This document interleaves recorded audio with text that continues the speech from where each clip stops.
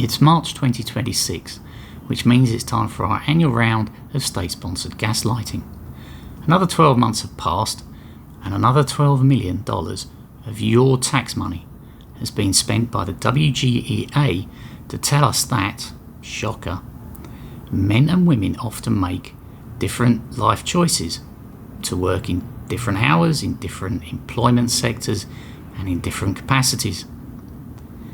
The Workplace Gender Equality Agency, a department you pay for, just dropped their latest employer gender pay gaps report.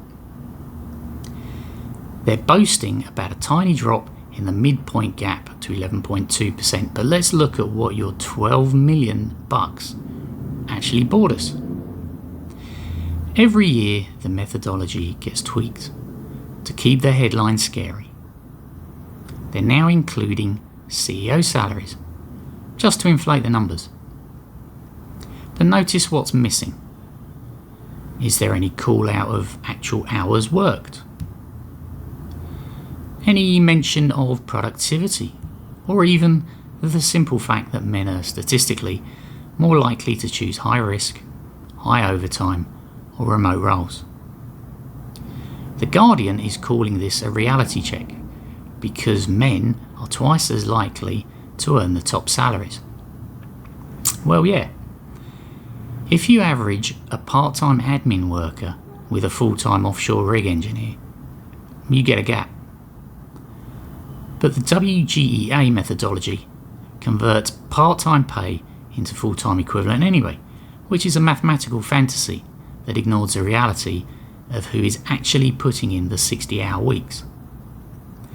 It's not just a $12 million budget for the agency.